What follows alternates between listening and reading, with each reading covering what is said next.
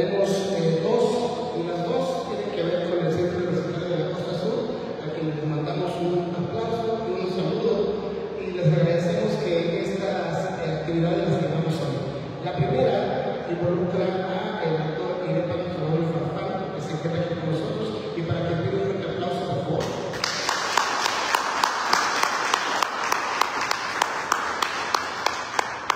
Y la segunda, de la misma manera también, son alumnos del maestro Irene que nos vienen a presentar un concierto con un programa que tenemos preparado para esta tarde. Para iniciar entonces, vamos a pedirle al maestro que nos dé una conferencia, una charla, una plática sobre un tema que voy a dejar que el maestro nos explique bien para que sepamos de qué estamos hablando. Así que iniciamos con esta actividad. Gracias a la gente que nos está viendo la transmisión. Les recordamos que estamos totalmente en vivo en la página del gobierno de Puebla para que nos puedan compartir. Maestro, adelante, por favor. Muchas gracias a tanto a los de este festival municipales que hacen posible la realización de este tipo de eventos, en especial pues al maestro Escas, que siempre nos recibe con mucho,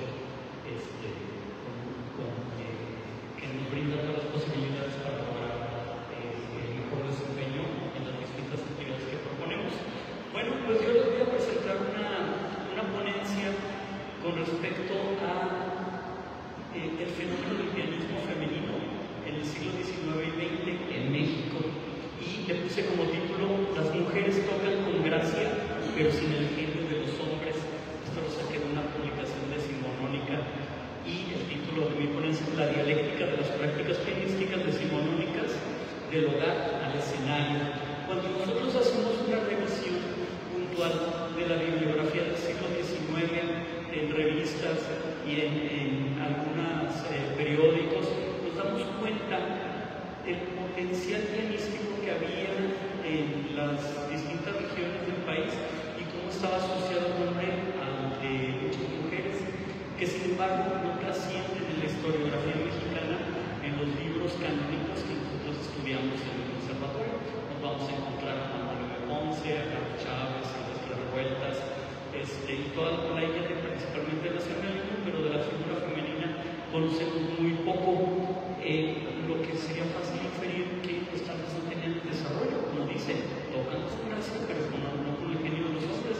Y esta es una revisión crítica de este fenómeno puntual. Queremos ver qué va a pasar ahí. Entonces, para comprender esta ponencia a cabalidad, no sé mucho eco, ¿me se entiende? Muy bien. Para comprender a cabalidad esta ponencia, se ha de, por principio de cuentas, puntualizar sobre una categoría epistémica que dé fe del contexto sociocultural del que demana el largo siglo XIX. Esta categoría es la señorita decimonónica. En esta construcción social refiere a una mujer dimanada de la burguesía que concentra los valores, las normas, las expectativas de su época y las transmite por medio de la maternidad, la danza u otras la docencia u otras actividades.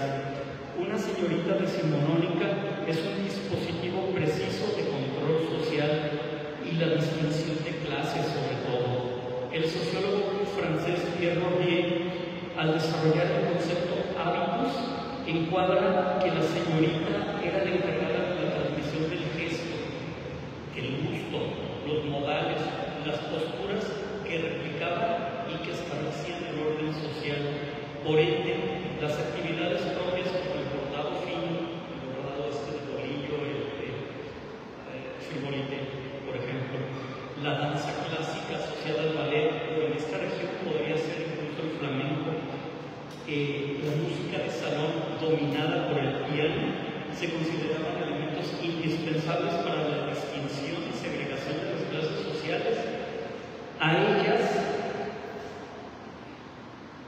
se complementa el habla, los modales, la vestimenta y la corporalidad, que en su conjunto se agrupaban en una cuestión que se llamaba educación. En su conjunto se tenía o no se tenía educación. Es un valor absoluto.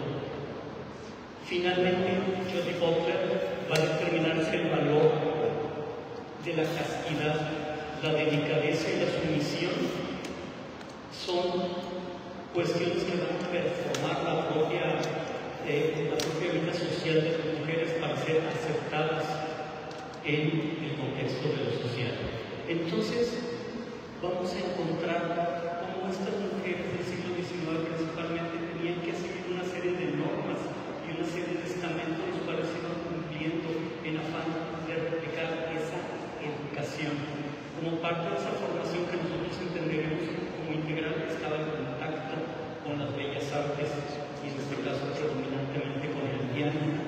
Nos dicen que en el México independiente se pronunció la emergencia de una nueva clase dominante que le va a disputar al Estado y a la Iglesia el control de la sociedad, la burguesía.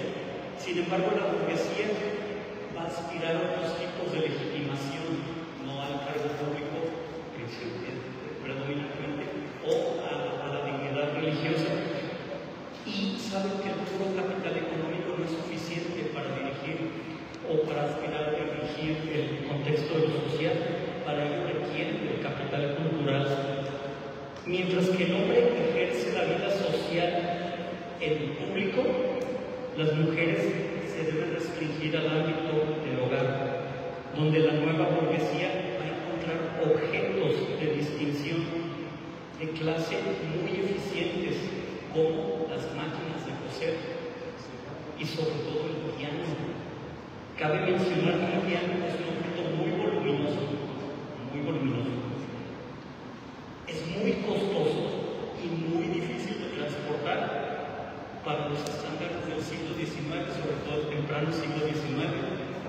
Entonces, vamos a encontrar que en México, en la primera mitad del siglo XIX, casi la totalidad de los pianos que había en México pues provenían de ultramar de Europa. Sin embargo, la apertura de las rutas comerciales ferroviarias va a permitir el transporte de instrumentos desde los Estados Unidos. Así lo hace ver Bernardo Jiménez Casillas en su tesis de doctorado en 2024, y cito: fue tal el éxito de este instrumento en México que la demanda creció rápidamente, y a pasos agigantados, como demuestra el siguiente dato, 158 pianos se exportaron a México en 1902. Vale la pena mencionar que México se había posicionado como el segundo país más grande importador de instrumentos estadounidenses. Entonces, esto ya afecta o daña al plano regional. Mientras más cercanos estamos a un punto de contacto ferroviario, es más fácil que los pianos que ingresaban por el paso llegaran a los distintos hogares. Entonces, en este mismo contexto en el cual estamos en el centro de Atlanta, que es una ciudad maravillosa, podríamos entender que los pianos norteamericanos empezaron a dominar las salas de las familias burguesas o nuevas burguesas del siglo XIX, principalmente como elementos de distinción y después con la práctica como elementos estructurales